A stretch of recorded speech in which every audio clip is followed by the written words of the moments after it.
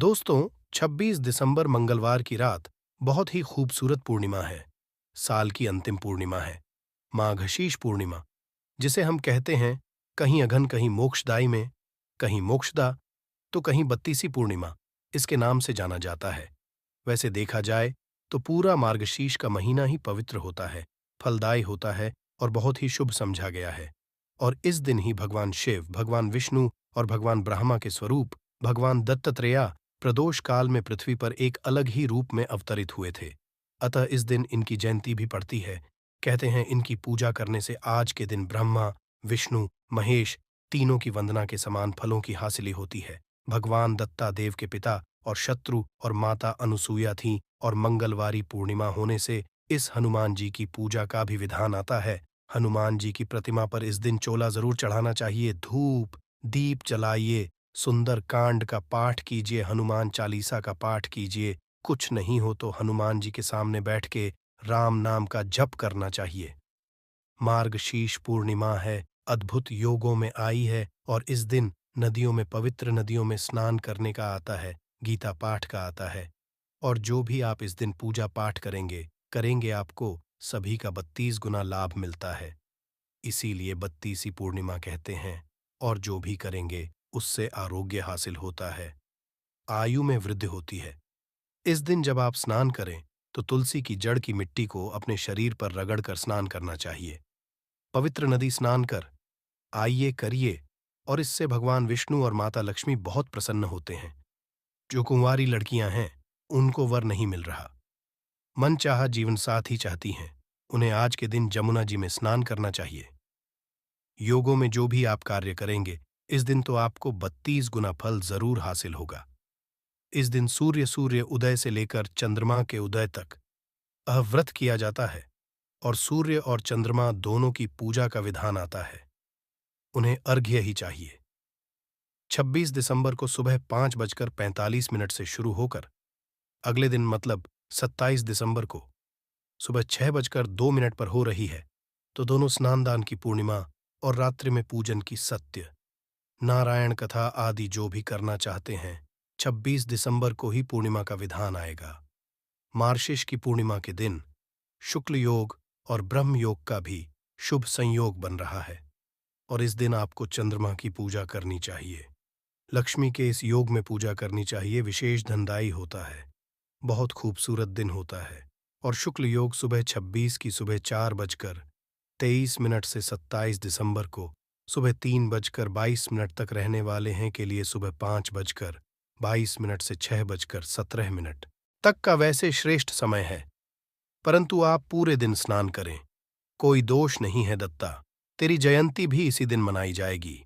जो लोग दोपहर को पूजा करना चाहते हैं, मंगलवार 12:21 से दोपहर को 1:39 तक सुबह अशुभ पूजा कर रहे हैं, तो 9:46 से दोपहर 21 तक और संध्या पूजा का मुहूर्त है 7:14 से लेकर रात में 8 बजे तक।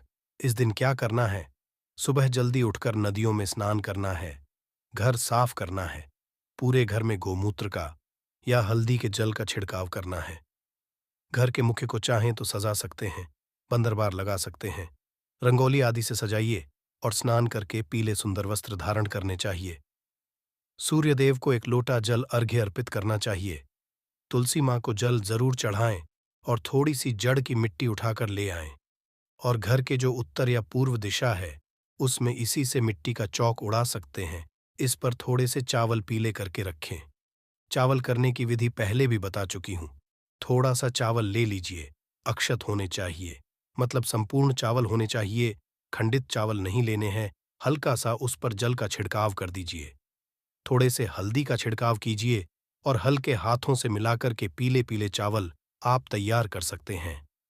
आप चाहे तो खाने का रंग भी उसमें मिलाकर के पीले कर सकते हैं चावल। और इसके बाद आप रुई की बात ही तैयार करें। कैसे करेंगे की बात ही इस दिन बनानी चाहिए। हल्दी अपने आप में औषधीय से लेकर दैवीय गुण तक समाहित होते हैं। इसमें जीवन में आपकी शुभता लाती है, मंगलता लाती है। जहां एक और अगर जीवन में किसी ने विष घोल दिया है तो भी आपके जीवन में मधुरता लेकर के आती है। आपके घर के अगर नकारात्मक ऊर्जाएं बहुत ज्यादा हो गई हैं तो उनको नष्ट कर देती है। तो इस दिन आपको हल्दी का उपाय जरूर करना है।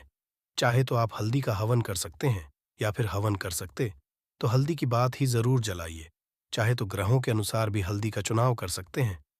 हल्दी 3 तरह की होती है, पीली हल्दी, लाल हल्दी और काली हल्दी। तो जैसे पीली हल्दी की बाती अगर आप बनाना चाहते हैं, तो ये आपके जीवन में सौभाग्य लेकर के आती है, शुभ लेकर के आती है, लक्ष्मी हासिली कराती है, धन हासिली कराती है, सुख संपत्ति का वास कराती है, रिलेशनशिप्स आपके अच्छे करती है, घर से कलह का नाश होता है, जो भी बृहस्पति ग्रह से संबंधित दोष हैं उनको दूर करती है। तो पीली हल्दी की जो बाती है वो सबसे श्रेष्ठ है, वही बनाइए। परंतु आपके जीवन में मंगल दोष ज्यादा है और आपको लाल हल्दी हासिल होती है। आपके घर में शादी विवाह नहीं हो रहे हैं, बड़ी उम्र हो गई है, सब लोगों की ज्यादा तेज है, क्रोध ज्यादा है। घर में तो नारंगी हल्दी आप ले सकते हैं, या फिर हल्दी का पाउडर भी ले सकते हैं, उससे आप बात ही बनाइए। ये मंगल के दोषों को दूर करेगा। और अगर जीवन में शनि दोष ज्यादा है, किसी का किया धरा है, लगता है कोई गलत साया है, घर पे किसी ने कर दिया है, ऐसे में काली हल्दी की बाती बनाकर क्या आप आज के दिन जला सकते हैं? इससे शनि के देव के प्रकोप दूर होते हैं। बाती 2 तरह से आप बना सकते हैं। पहला तरीका है, अगर आपके पास गीली हल्दी मिलती है तो आप उसको पीस करके रुई की बाती भिगोकर उसको एक दिन पहले ही सुखा लीजिए और अगले दिन मतलब पूर्णिमा के दिन इसका उपाय करें। दूसरा तरीका है, हल्दी का पाउडर ले सकते हैं, रुई की बाती के बीच में हल्दी का पाउडर रखकर उसको बांट लीजिए, बाती बना लीजिए और फिर बाती का उपाय कीजिए। 2 ही तरीके, बिल्कुल सही है। बाती पहले ही तैयार करके रख लीजिए, मतलब घर के ईशान कोण में आपको तुलसी की जड़ की मिट्टी गोबर से छूका लगाकर कि ये दीपक आपको पिल्ले चावलों के ऊपर रखकर जलाना है। अब अगर आपके पास विष्णु भगवान की मूर्ति है तो दक्षिणावर्ती शंका आदि से गंगा जल, कच्चा दूध आदि मिलाकर भगवान विष्णु को, माता लक्ष्मी को इनका अभिषेक करिए। नहीं तो सिर्फ फोटो है तो उसको पोंछ करके तिलक आदि कीजिए। पहले चंदन से तिलक यज्ञ पवित्र, मतलब कि जनेऊ चढ़ाइए, अबीर, कुलाल, सफेद तिल। विष्णु भगवान को कभी भी चावल नहीं चढ़ाए जाते हैं उसकी जगह पर, जैसे कुमकुम पर तिलक करते हैं चावलों का, इसी तरह से आपको सफेद तिल चिपकाने चाहिए। फूल हो, पीले पुष्प हो, मौली हो, तुलसी की पत्तियां हो, ये सभी भगवान को अर्पित करना चाहिए। अतर चढ़ाइए चंदन का अंतर, विशेष रूप से विष्णु भगवान को बहुत ही प्रिय है। फल, फूल, मिठाई अर्पित कीजिए और माता लक्ष्मी को भी गुलाबी या लाल फूलों का श्रृंगार अर्पित कीजिए। इसके बाद आप चाहें तो विष्णु चालीसा का पाठ कर सकते हैं, श्री नारायण भगवान की कथा पढ़ सकते हैं, सुन सकते हैं और सभी को परिवार सहित प्रसाद बांट करके खाना चाहिए। इससे आपके जीवन में सभी संकट दूर होते हैं, भगवान का आशीर्वाद आपके जीवन में बना रहता है। और ज्यादा से ज्यादा ओम नमो भगवते वासुदेवाय, जय महालक्ष्मी, जय महालक्ष्मी, ऐसा करते हुए आपको दिन बिताना चाहिए। पूर्णिमा दिन है, इस दिन आप खीर भी जरूर बनाइए और माता लक्ष्मी की तस्वीर हो, मूर्ति हो, जिस पर भी अगर आपके पास कोई भी लक्ष्मी कारक चीजें हैं, जैसे हाथा जोड़ी है, सियार सिंघी है, पीली कौड़ियाएं हैं, इनको स्थापित करके इनका पूजन जरूर कीजिए। थोड़ा सा कुमकुम, थोड़ा सा सिंदूर, ऑन रेंज वाला ये 2 लौंग, 1 इलायची, थोड़े से कपूर, इस तरह से वहां पे बैठ करके उसको पूजन करें, धूप दीप करें। जय महालक्ष्मी, जय महालक्ष्मी, ओम शिम रिम शिम, कमले कमलाले, प्रसिद्ध प्रसिद्ध शिम रिम शिम, ओम महालक्ष्मी नमः। इस तरह से बोलते हुए इन कौड़ियों पर हल्दी का तिलक आज दिन लगाना चाहिए। पूरे दिन वहीं रहने दीजिए और अगले दिन वापस से तिजोरी में बांध कर रख सकते हैं। ऐसा करने से आपकी आर्थिक स्थिति बहुत बेहतर होती है। पूर्णिमा का दिन है और पीपल के वृक्ष की पूजा जरूर करनी चाहिए। इसमें भगवान विष्णु का माता लक्ष्मी सहित निवास होता है। एक जल भर लीजिए, कच्चा दूध बताशा डाल करके पीपल के पेड़ को अर्पित कीजिए। इससे रुका हुआ धन हासिल होता है और व्यापार में भी लाभ मिलता है।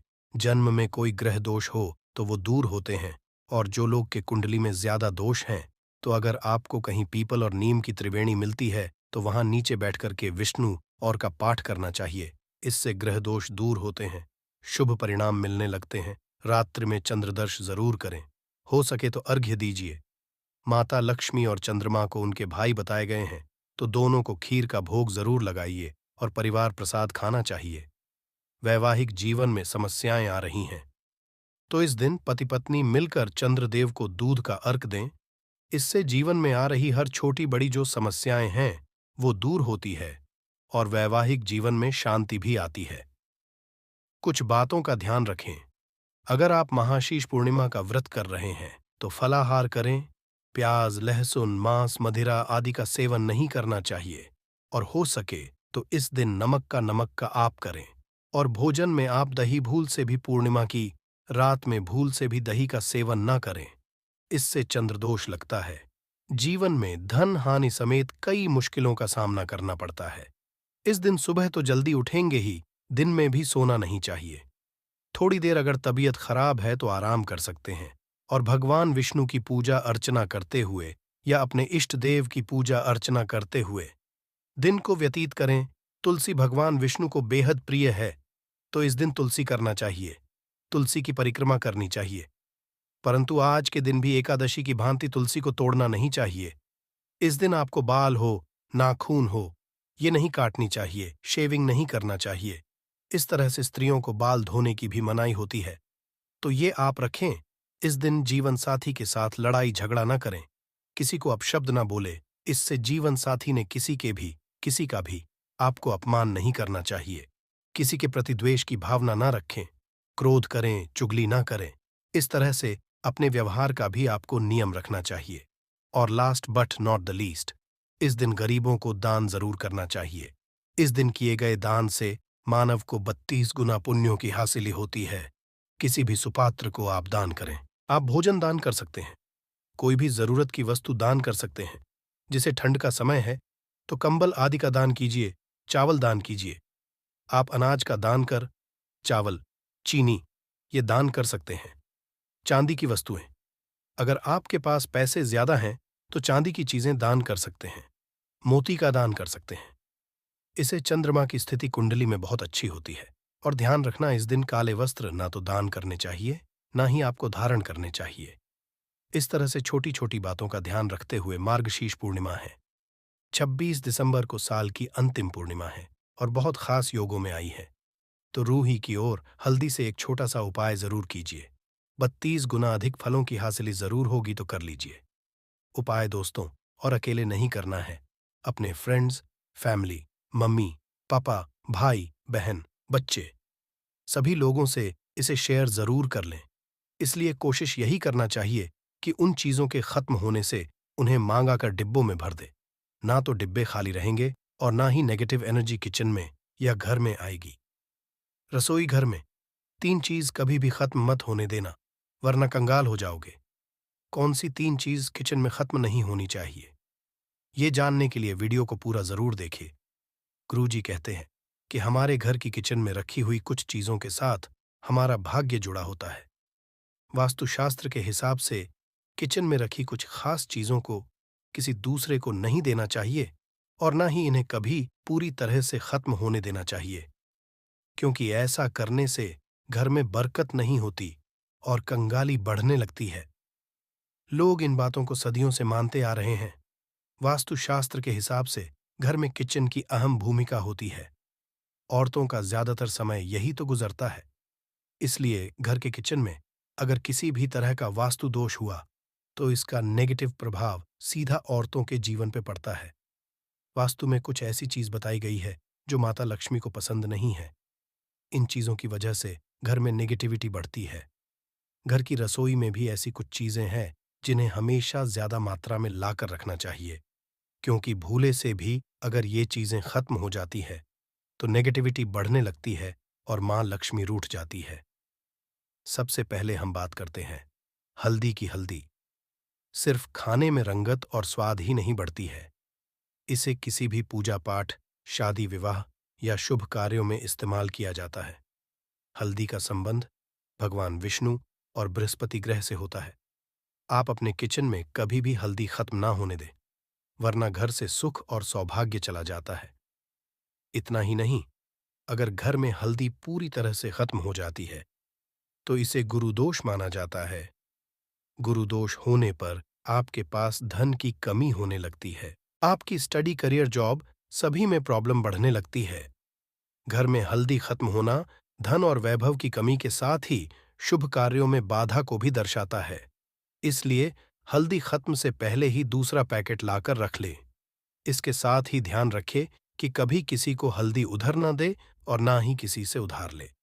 चावल को सनातन धर्म में अक्षत कहा गया है, जिसका उपाय हम किसी भी पूजा पाठ या धार्मिक कार्यों में करते हैं।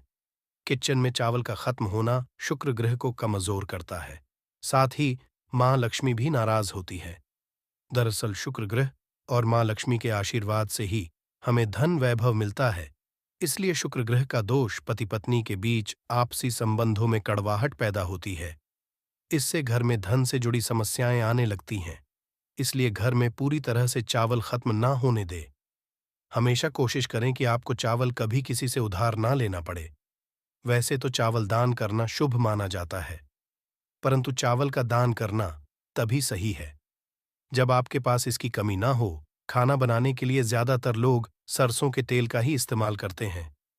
अक्सर लोग सरसों का तेल खत्म होने के बाद ही मार्केट से दूसरा तेल लाते हैं।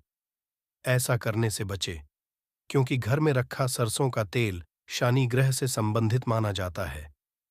ऐसी मान्यता है कि घर के किचन में सरसों का तेल कभी खत्म नहीं होना चाहिए।